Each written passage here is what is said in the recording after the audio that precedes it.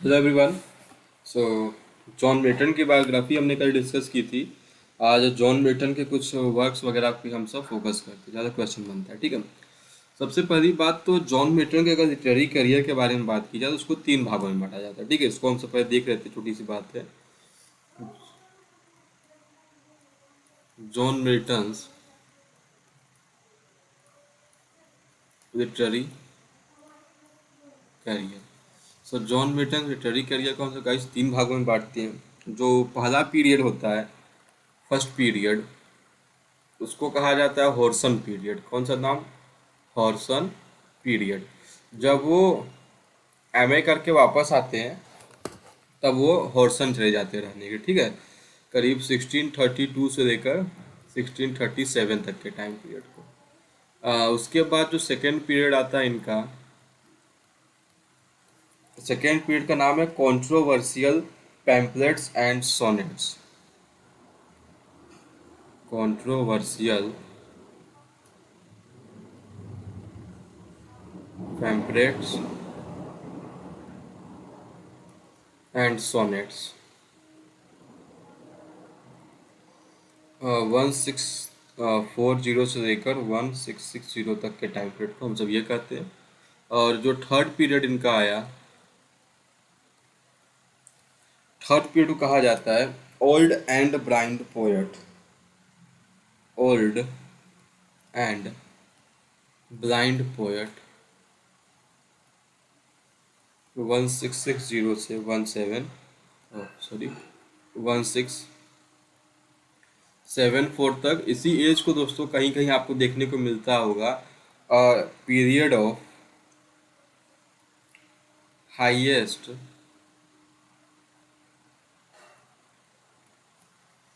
तो period of highest poetic genius. Okay. So ये देखो, बात हो गई आपके जॉन मिल्टन के टाइम पीरियड के बारे में। अब यहाँ डिस्कस करते हैं हम सब कि मिल्टन ने कौन कौन से इंपॉर्टेंट वर्क्स लिखे जो हमारा आज का टॉपिक भी है। सो गाइस, इनके गिने चुने करीब 10 से 12 जो इंपॉर्टेंट वर्क्स हैं, जहाँ से अक्सर देखा गया कि प्रश्न परीक्षा में सीधे बन जाती है। सो उसी को हम सब जो है यहाँ पर अभी डिस्कस करते हैं, ठीक है।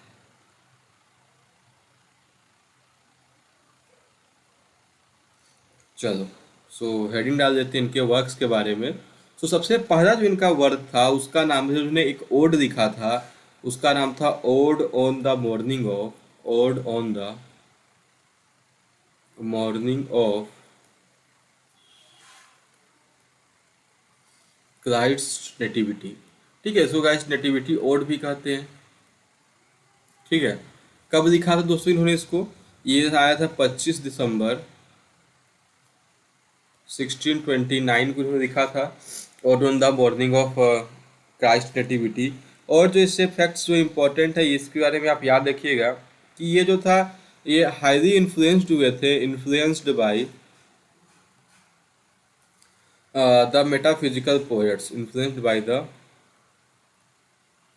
Metaphysical poets. सो जो मेटाफिजिकल पोएट्स थे, उनसे जो है बहुत ही ज़्यादा प्रभावित हुए जॉन मिल्टन, और उस पे इन्होंने इस ओड को बेसिकली कंपोज किया था, odd on the morning of Christ nativity, ठीक है।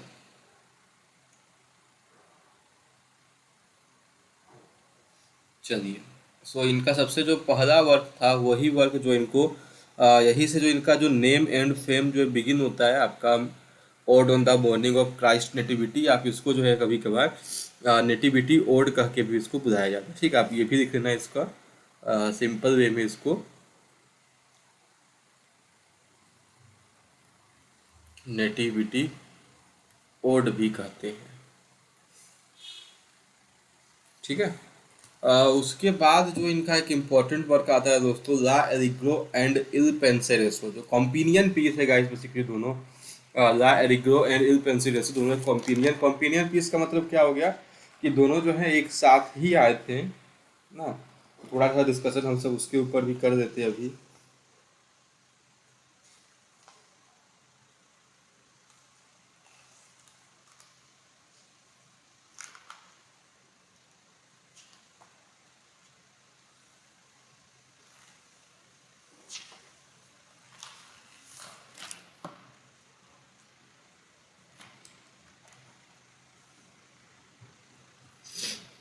आगे देखते हैं इसी के बारे में। This poem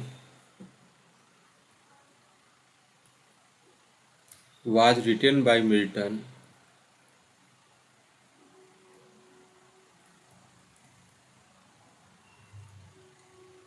in celebration of his 21st birthday. अपने 21वें बर्थडे को सेलिब्रेट करने के लिए जॉन मिल्टन ने इस वर्क को बेसिकली लिखा था। ठीक है,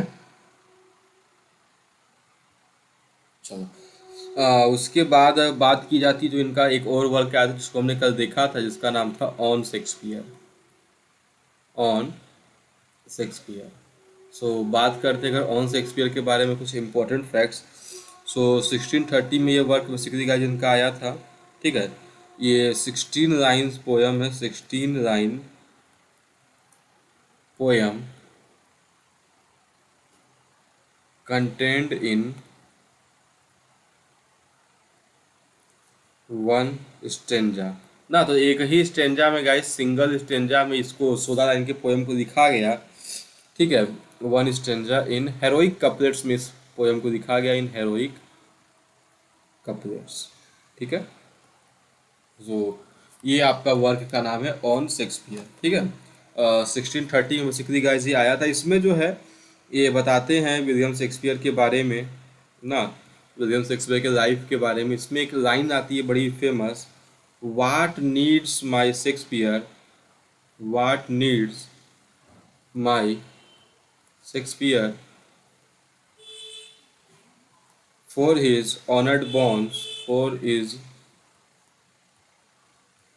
honoured bones, the labor of an age, the labor of an age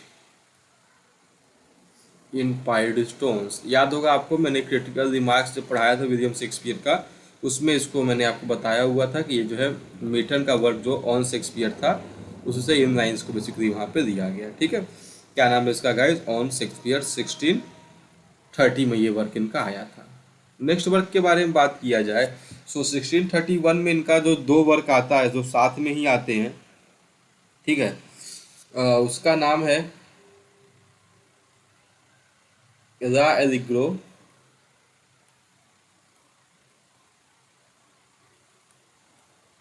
and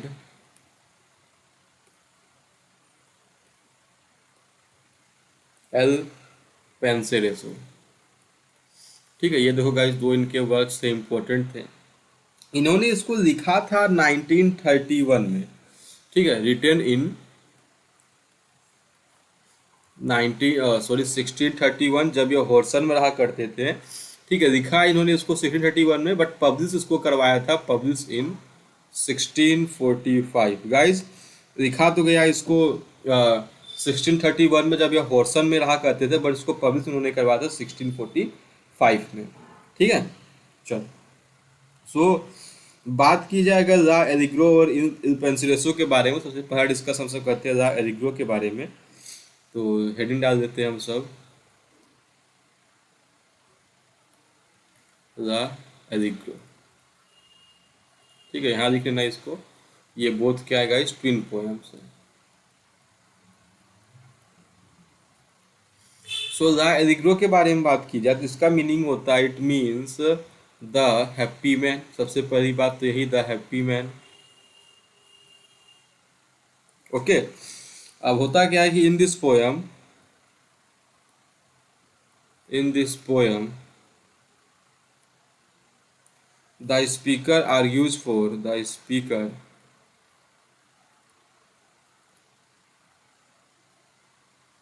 argues for living a simple, living a life full of pleasure। ठीक है, तो इसमें क्या होता है, जो ऑथर है वो उसको करता है कि मेरे जीवन में आओ और मुझे क्या दो, खुशियाँ दो। ठीक है, बेसिकली ये एक हैप्पी मैन है और ये क्या है कि एक पेस्टोरल पोयम है। ध्यान दीजिएगा, एलजी नहीं है, पेस्टोरल पोयम है। ठीक है, इसमें जो है ये इन्वोकेट करते हैं ना, ही इनवाइट्स यूफोरनी, यूफोरनी जो गॉडेस होती है। ठीक है, आगे देखो, he invites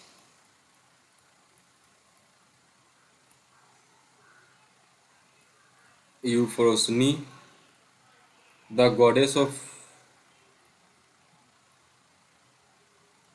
Joy to bring him to bring him happiness. ठीक है, सो इनके जीवन में हैप्पीनेस लाने के लिए ये जो है ला एरिग्रो के माध्यम से उनको इन्वोकेट करते हैं। ठीक है, गॉडेस ऑफ हैप्पीनेस, या आपको कहीं उसको मिर्थ नाम से भी MIRTH भी आपको देखने को मिल जाएगा। ठीक है, सो ये इनका वर्क का नाम था ला एरिग्रो। जो इसी का कॉम्पेनियन पीस जो नेक्स्ट वर्क हमें देखने को मिलता है उसका नाम है दोस्तों, ला एरिग्रो के बाद जो सेकेंड आता है उसका नाम है एल पेंसेरेसो।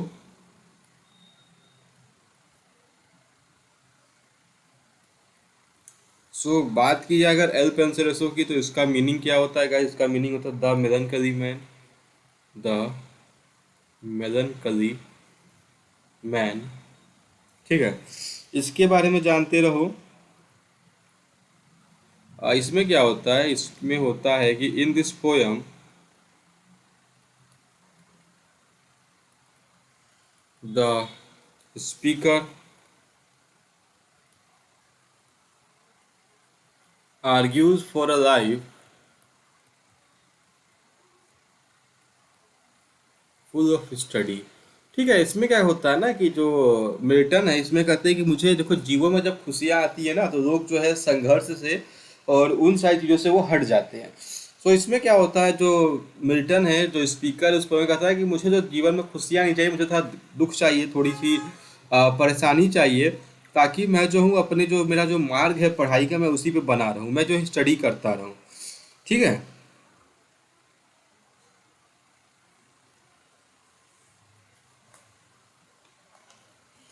आगे देखो, the speaker orders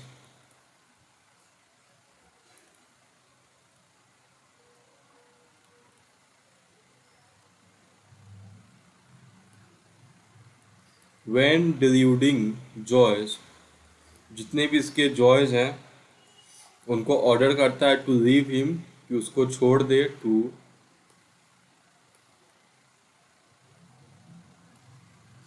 leave him.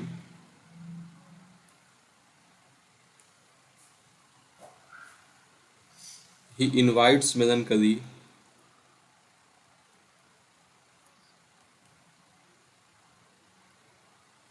ये मेलनकली को इनवाइट करता है, and asks her to bring, और उनसे कहता है कि अपने साथ में ले आओ, किसको किसको? एज कंपेनियन, साथी के रूप में, पीस, शांति, quiet, fast, leisure and contemplation.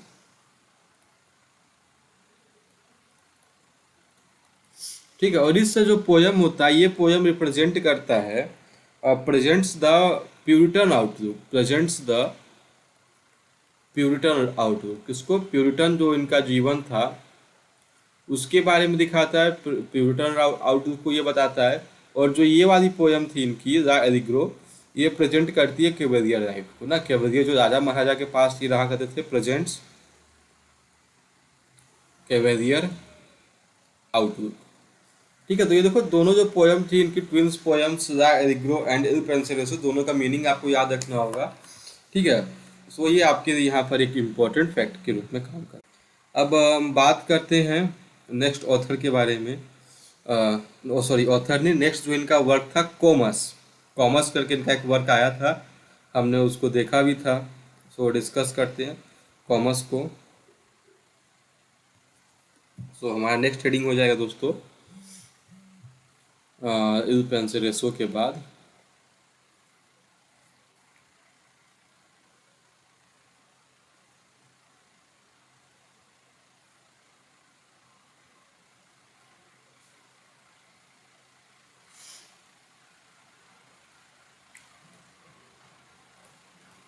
अब गाइस, कॉमर्स क्या है? सबसे बड़ी बात तो कॉमर्स को प्रेजेंट किया गया था 1634 में सबसे पहली बात क्या किया गया था, उसको प्रेजेंट किया गया था बेसिकली ना। इसको जो है रिटर्न वगैरह होता है, कॉमर्स एक मास्क होता है जो कि राजा महाराजा बड़े बड़े लोग होते हैं उनके सामने जो है इसको बेसिकली परफॉर्म किया जाता है, ठीक है।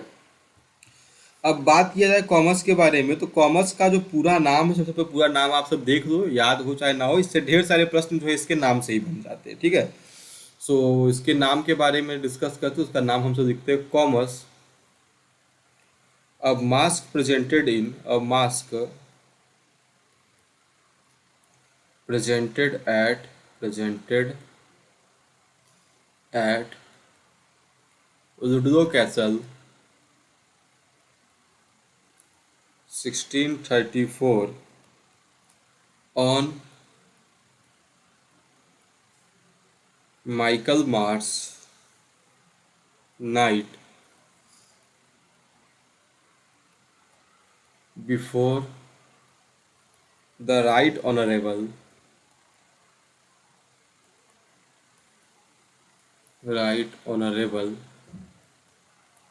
John Earl of Bridgewater. John Earl of Bridgewater.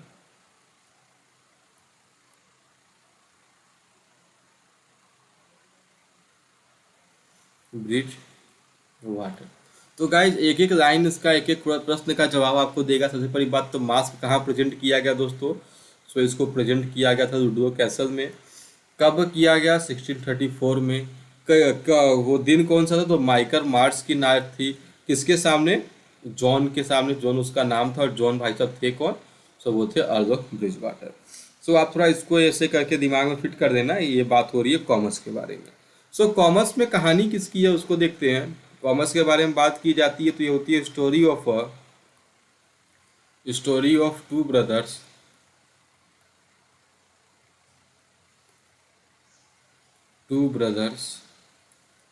And their sister.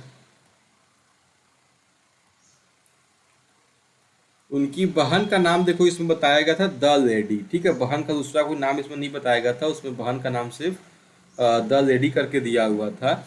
और द लेडी जो थी लॉस्ट इन अ जर्नी, एक जो रास्ता में ये सब जा रहे थे, so lost in a journey through the woods, जंगलों से होकर ये एक जर्नी तय कर रहे थे through the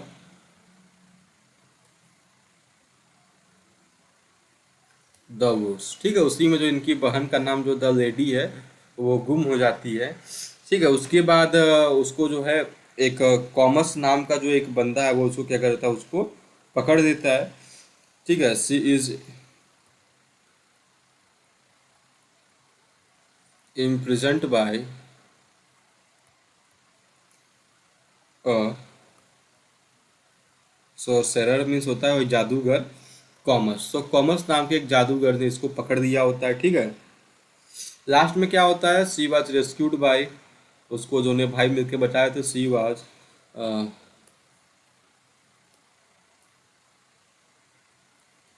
is rescued by her brothers,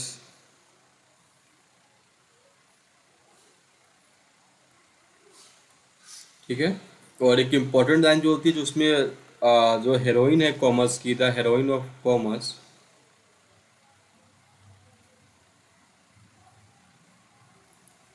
is the embodiment of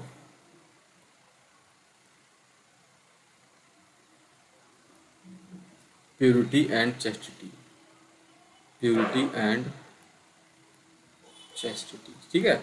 सो यहाँ पे हमने बात किया कॉमर्स के बारे में जो कि मास्क था 1634 में। इसका पूरा नाम, कहानी बस वही है, दो भाई एक बहन का लेडी जंगल में बिछड़ जाते हैं। यही जो इसका यहाँ पर मेन जो है यहाँ पर स्टोरी आपको यहाँ पर याद रखना होगा, ठीक है। उसके बाद जो इनका एक इम्पॉर्टेंट वर्क आता है गाइस, इसके लिए बहुत ही ज़्यादा फेमस हुए, उसका नाम होता है Lycidas.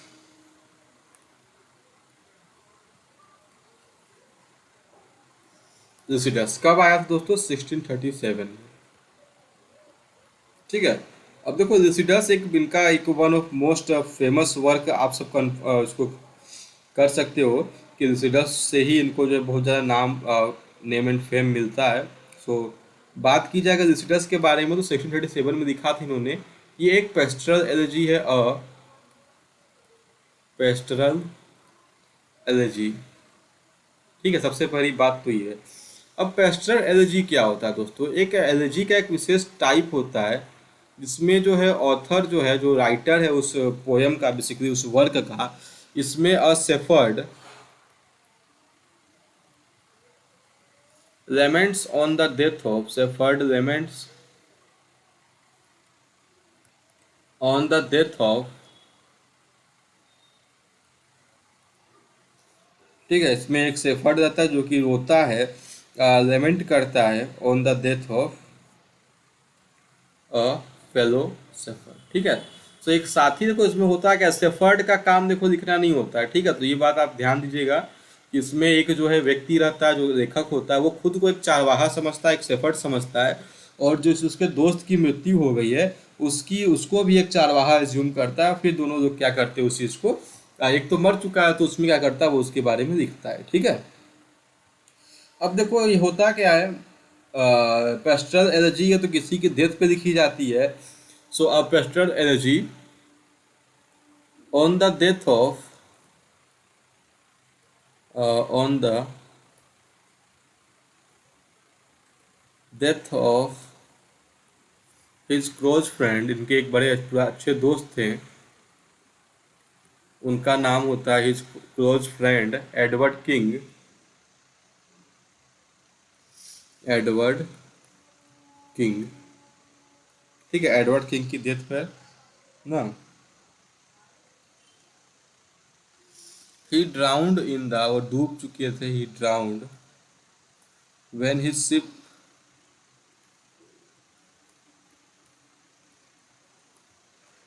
sank in the Irish Sea, sank in the Irish Sea। ठीक है, तो ये एडवर्ड किंग की डेथ पे बेसिकली गाइस ये लिखा गया था। ठीक है, ये इसके बारे में देखो, मैंने आपको हॉर्सन पीरियड बताया था ना, तो ये मिल्टन का लास्ट पीरियड, ये लास्ट वर्क था। ठीक है, लास्ट पोयम ऑफ मिल्टन इन हॉर्सन। तो जब मिल्टन हॉर्सन में निवास करते थे, तो ये उनका लास्ट पोयम था जिसका नाम है लिसिडस। उसके बाद वो वहाँ से मूव करके लंदन चले जाते हैं। ठीक है, अब इस पोयम के बारे में कुछ इंपॉर्टेंट फैक्ट्स आप सभी लोग याद रखिए। सबसे बड़ी बात तो इसमें 193 लाइन्स लिखी गई है। ठीक है, इरेगुलर लाइन से इसमें पाई गाइस, सबसे पहली बात तो बेस्ड है ये, based on classical model of,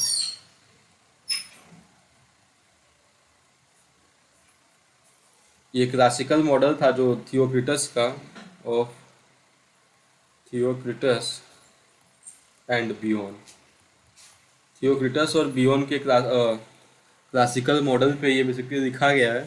ठीक है, सो आगे बात की जाए इसको, तो इसको इरेगुलर लाइंस में लिखा गया, इसको यहीं लिख लीजिएगा आप सभी लोग, इरेगुलर राइम्स में इस पोएम को लिखा गया है ना।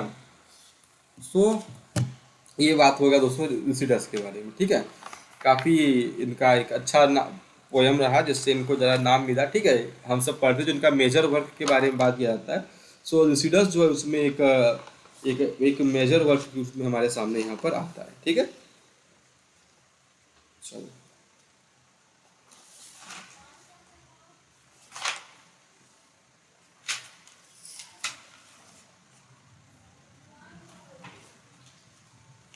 ठीक, तो बात हो गई यहाँ पर लिसिडस के बारे में। जो इनका नेक्स्ट वर्क अब हमारे सामने आएगा।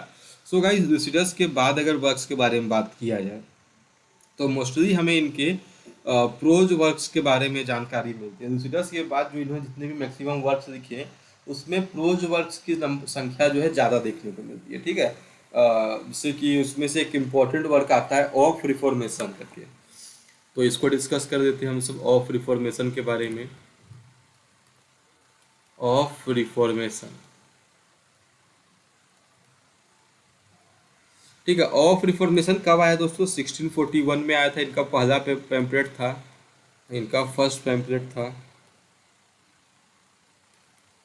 ठीक है, पैम्पलेट है तो एक प्रोज वर्क था इनका, एक प्रोज वर्क। इसमें उन्होंने सजेस्टेड दैट द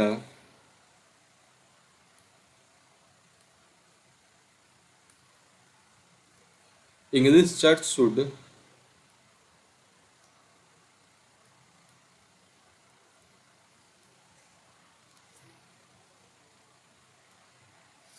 शुड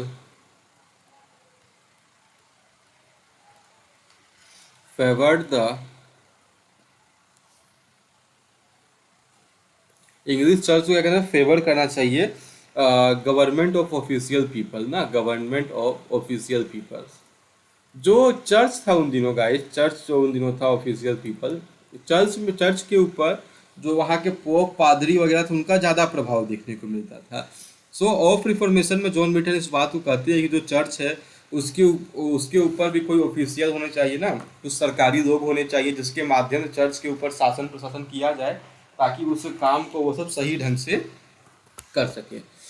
इनका सबसे जो इम्पोर्टेंट एक वर्क आया, देखो हमने इनके चारों जो डिवोर्स ट्रैक्ट्स है उसको हमने डिस्कस कर दिया था, तो मैं आपको वो दोबारा नहीं बताऊंगा। तो इनका सबसे जो इम्पोर्टेंट एक प्रोज वर्क आता है जिससे एग्जाम प्रश्न आपसे पूछा भी गया है, उसका नाम होता है ऑफ रिफॉर्मेशन। ऑफ रिफॉर्मेशन, ठीक है। ऑफ रिफॉर्मेशन के बारे में बात की जाए गाइस, तो इसमें जो है जॉन मिल्टन क्या करते हैं, जो प्रेस की फ्रीडम होती है, फ्रीडम ऑफ प्रेस के बारे में उसमें लिखते हैं, ठीक है। सो थर्ड जो इनका सबसे इम्पोर्टेंट जो वर्क आता है ऑफ रिफॉर्मेशन ना, इसमें क्या होता है, ये फ्रीडम ऑफ प्रेस के लिखा गया।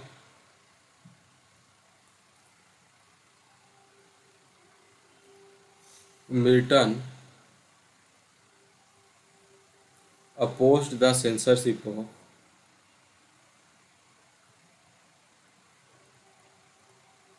बुक्स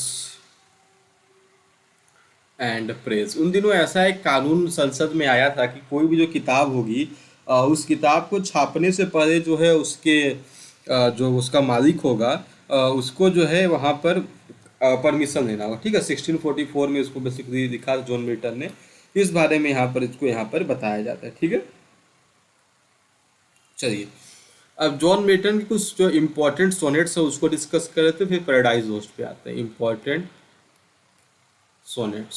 सो जॉन मिल्टन के सोनेट्स के बारे में बात की जाए दोस्तों, तो इनका सबसे जो इम्पोर्टेंट नंबर ऑफ सोनेट्स कितने हैं गाइस, कहा जाता है कि 24 सोनेट्स इन्होंने लिखे थे, ठीक है। 24 सोनेट लिखे थे इन्होंने। मिल्टन रोट 24 सोनेट्स, ठीक है, जिसमें से कहा जाता है कि 19 सोनेट्स इंग्लिश के थे, अंग्रेजी थे 19, और 5 थे लैटिन में, ठीक है, 5 लैटिन। सो इस फैक्ट को भी आप सभी लोग याद रखिएगा। ये जॉन मिल्टन जो थे पेट्रार्कन सोनेट लिखा करते थे। Milton used the Petrarchan sonnet, Milton use the Petrarchan sonnet, Petrarchan sonnet का इन्होंने यूज किया था, ठीक है। पेट्रार्कन सोनेट क्या होता है गाइस, ये आपका दो पार्ट में बटा होता है। एक पार्ट को आप सभी लोग, जो पहला पार्ट था उसको ऑक्टेव कहते हैं, ऑक्टेव में 8 लाइन्स होती हैं ना, और सेकेंड पार्ट को हम सब क्या कहते हैं दोस्तों, सेस्टेट कहते हैं, सेस्टेट में 6 लाइन्स होती है, ठीक है। इसको हमने डिस्कस किया, बताया है मैंने आपको, मैं आपको लिंक एक शेयर करूँगा अभी, आप उससे जो है और इसके इन्फॉर्मेशन दे सकते हैं कि कैसे कैसे क्या क्या होता है, ठीक है। सो ये बात होगी गाइस ऑक्टेव और सेस्टेट के बारे में। देखो इनके जो पोयम्स, जो इनके सोनेट्स थे, उतना तो डीप में हमें जाने की जरूरत नहीं है, नाम कुछ जान। सोनेट 1 जो था इसको टाइटल दिया गया टू द नाइटिंगेल का, किसका, टू द नाइटिंगेल का, ऐसे प्रश्न बन सकते हैं, ठीक है। सोनेट नंबर 7 में इन्होंने जो था अपना जो उम्र था इनका, अपने बर्थडे पर जो इनका उम्र बढ़ रहा था, उसको इन्होंने सोनेट नंबर 7 में लिखा, जिसका नाम था on his being arrived, on his being arrived to the age of 23। जब गाइस ये 23 साल के हुए तब जॉन मिल्टन ने एक अपना सोनेट लिखा, सोनेट नंबर 7, ठीक है। इसी में एक बड़ा ही प्यारा सा लाइन आता है दोस्तों, आप इसको नोट कर लीजिएगा, जो आता नहीं कि how soon hath time the subtle thief of youth, how soon hath time the subtle thief of youth. ये देखो कुछ इस तरीके की लाइन जो है इनके इस वर्क में देखने को मिलती है सोनेट नंबर 7 में। बात किया जाए नेक्स्ट सोनेट का, तो इनका सबसे इंपॉर्टेंट सोनेट आता है सोनेट नंबर 19। सोनेट नंबर 19, इसका नाम देखो दिया था कि on his blindness, on his blindness. इसमें दोस्तों एक दो पंक्तियां आपको याद रखनी चाहिए ऑन हिज ब्लाइंडनेस के ऊपर। इसमें इन्होंने लिखा है क्या, when I consider, when I consider how my light is spent, how my light is spent, or half of my days, or half my days in this dark world and wide। तो ये देखो on his brightness का जो एक और नाम हमें देखने को मिलता है वो when I consider how my light is spend करके भी आप इसको नाम यहाँ पर देखते हैं। सोनेट नंबर जो उनका 23 था वो था कैथरीन वुडकॉक को डेडिकेटेड, डेडिकेटेड टू या एड्रेस टू कैथरीन वुडकॉक, जो कि इनकी दूसरी पत्नी थी कैथरीन वुडकॉक को डेडिकेटेड था। उसका नाम देखो हमको मिलता है मिथॉट आई सॉ करके, ठीक है। तो उसका वो लाइन्स भी है, तो उस लाइन को जो लिख रहे थे हम सब, उसका नाम था methought I saw my late espoused saint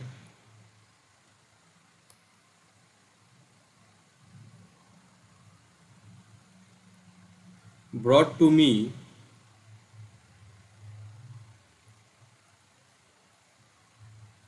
like as a dish from the grave। ठीक है, तो ये इनका देखो दोस्तों सोनेट नंबर 23, ये काफ़ी ज़्यादा इंपॉर्टेंट सोनेट रहा इनका जॉन मिल्टन का। सो आप इसका नाम रखना है। इसमें क्वेश्चन सबसे पहले यही बनता है कि मिथॉट आई सॉ वाला जो सोनेट था या सोनेट नंबर 23 किसको इन्होंने एड्रेस किया, किसको इन्होंने डेडिकेट किया। सो गाइज इनको डेडिकेट किसको किया था इन्होंने, अपनी दूसरी वाइफ कैथरीन वुडकॉक को। ठीक है, बाकी वाइफ्स वगैरह का नाम आपको याद हो चुका होगा अभी तक। कल की आपने उसको देखा होगा वीडियो को ना, उसमें मैंने इसको डिस्कस किया था इनकी पत्नी का नाम वगैरह। चलो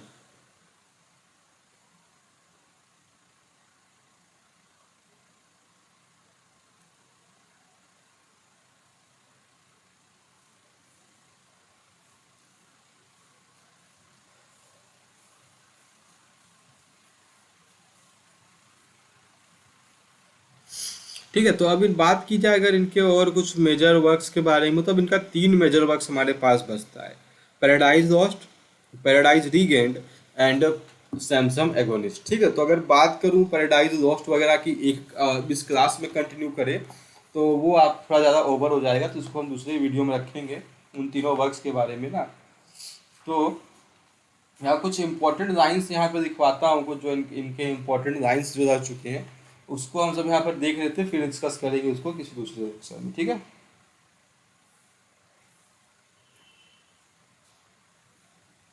तो एक काम करते हैं, पैराडाइज लॉस्ट को दूसरे लेक्चर में डिस्कस करेंगे। बाकी जो पैराडाइज रीगेंड और सैमसम एगोनिस्ट है उसको हम सब यहाँ पर अभी देख ही लेते हैं। ठीक है, चलो सो हेडिंग डाल देते हैं हम सब पैराडाइज रीगेंड, और लॉस्ट को हम सब अलग से देखेंगे, ठीक, क्योंकि वो थोड़ा बड़ा हो जाएगा। सो नेक्स्ट हेडिंग हमारा होगा पैराडाइज रीगेंड का। ओके, सो बात की जाएगा पैराडाइज रीगेंड की, तो उसके कुछ इंपॉर्टेंट फैक्ट्स आपको याद रखने होंगे। 1671 में आया था 4 बुक्स में, 4 किताबों में। ठीक है, इसके बारे में सबसे इंपॉर्टेंट बात जो आपको यहाँ पर याद रखी, इसको लिखना स्टार्ट किया था, बिगिन किया था इसको लिखना इन्होंने स्टार्ट किया था 1688 में। इसको कंप्लीट किया मिल्टन ने 1671 में, और इसको पब्लिश करवाया 1671 में, इसको पब्लिश करवा दिया गया। ठीक है, इसके बारे में जो पैराडाइज रीगेंड के बारे में जो और भी इंपॉर्टेंट बातें वो आप सब नोट करते चलो कि paradise regained was paradise regained was Milton's favourite book. John Milton के फेवरेट बुक के बारे में बात की जाती है, सो उसका नाम है पैराडाइज रीगेंड से मिलता है। पैराडाइज रीगेंड बाद मिल्टन्स फेवरेट बुक। ठीक है, देखो अब बात की जैसे पैराडाइज लॉस्ट की थोड़ी सी कहानी आपको मैं बता दूं। सेटन होता है उसमें, आप जानते ही होंगे सेटन की कहानी है। वो एक लॉस्ट एंजल होता है, ठीक है। उसको स्वर्ग से जो है उसके घर वाले घर वाले उसको वहां से निकाल दिया जाता है। तो उसके बाद वो जो है अध हेल में जाके रहने लगता है, और वहां पे वो सब मिलकर प्लान बनाते हैं कि जो गॉड की सबसे अच्छी क्रिएचर एडम ईव को हम सब करप्ट करेंगे। वही सारी कहानी बेसिकली उसमें रहती है। उसके बाद क्या होता है पैराडाइज रीगेंड में, रीगेंड में दिखाया जाता है किस तरीके से वो उनके गॉड के बेटे जीसस क्राइस्ट को वो क्या करते हैं वहां पर वो कर दे, उनको टेम्प्ट किया जा रहा है, ठीक है। तो इसके बारे में इसका थीम है बेसिकली यहाँ पर।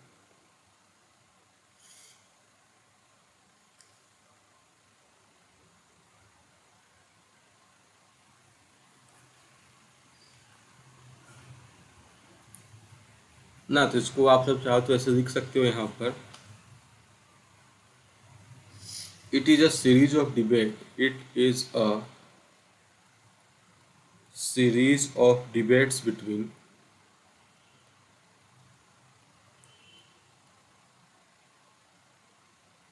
Christ and Satan. क्राइस्ट और सैटन के बीच में जो यहाँ पे डिबेट होता है, ठीक है। It's describes the temptation of Christ, the temptation of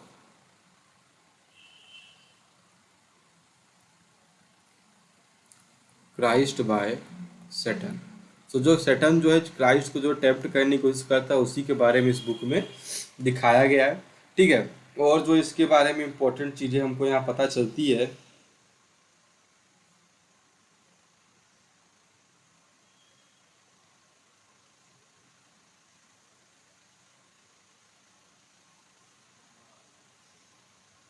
उसको आप सब यहाँ नोट कर लेना। इसके बारे में जो एक इम्पोर्टेंट फैक्ट ये है कि ये जो बुक है paradise regained is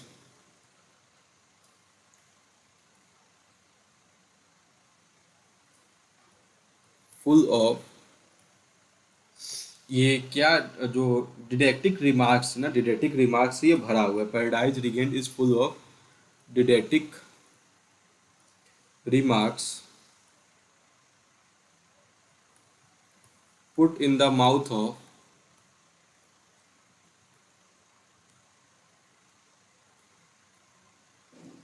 Christ, okay.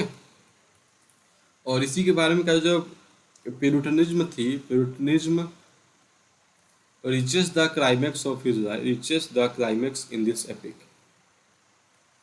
तो सबसे हाई लेवल तक जाता है जो प्यूरिटनिज्म, वो जाता है इसी वर्क में, climax in this epic,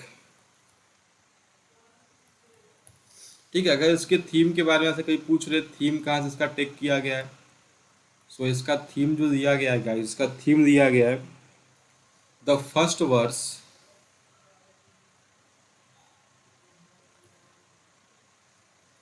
the first verse of the fourth chapter of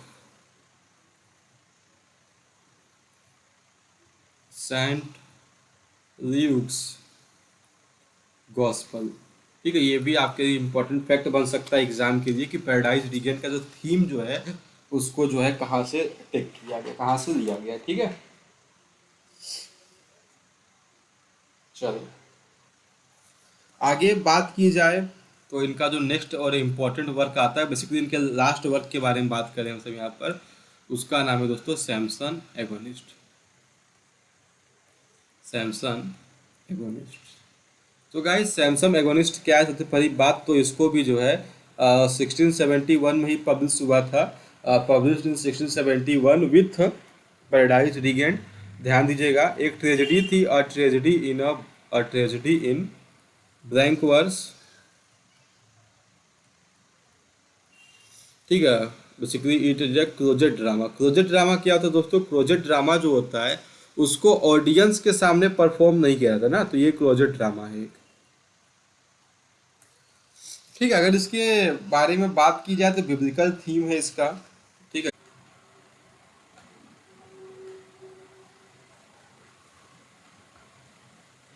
ठीक है, लिख लेते हैं the play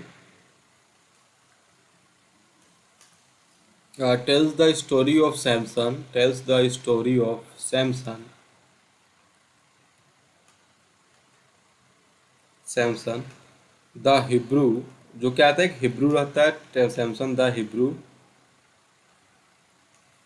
who was deceived by his wife Delilah of फिलिस्तीन। डलाइवा क्या रहती है गाइस? वो फिलिस्तीन रहती है। बेसिकली फिलिस्तीन्स और हिब्रूज के बीच में जो है जंग रहती है ना, उसके बारे में यहाँ पे कहानी बताया गया है। और जो सीक्रेट आता है, the secret of Samson's power,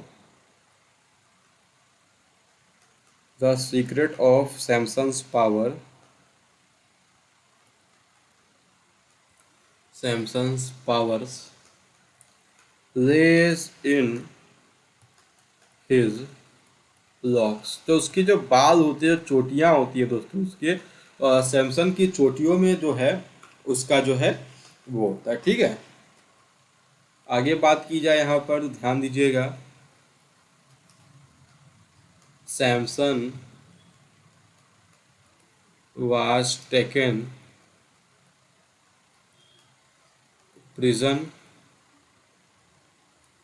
eight Gaza, जो है इसको गाजा में जो है, at Gaza, when his wife cut his hair, cut his lock and made him powerless. तो जब सैमसंग के पास शक्तियाँ खत्म हो जाती है, वो पावरलेस हो जाता है, सो उसको सब कोई पकड़ के कहाँ ले जाता है दोस्तों? गाजा ले जाती है। गाजा एक ऐसा स्थान है जहाँ पर उसको वहाँ पर रखा जाता है। ठीक है, उसके बाद क्या होता है गाइस? उसके बीच उसके पिता मिलने आते हैं ना, उसको अंधा कर, सैमसंग को ब्लाइंड कर दिया था। सैमसंग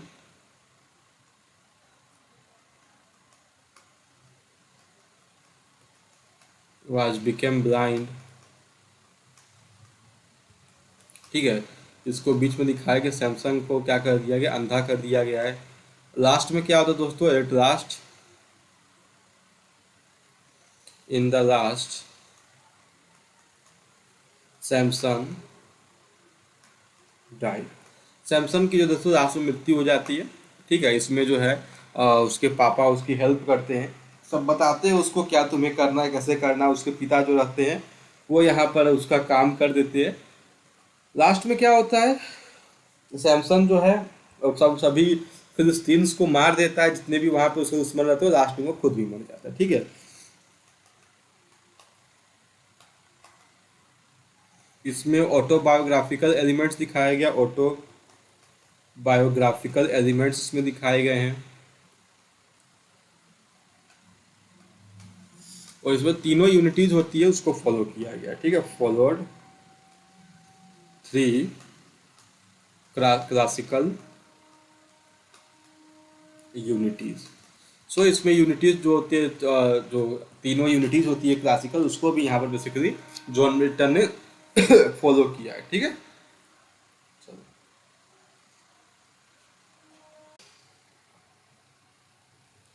सो चलिए फिर, ये बात हो गई, एक बार आप उसको अच्छे से रिवाइज कर लीजिएगा। बाकी डाउट्स वगैरह के लिए आप मुझसे कांटेक्ट कर ही सकते, उसमें कोई दिक्कत होगी नहीं आपको कभी ना। सो थैंक यू एवरीवन, जय हिंद, जय भारत।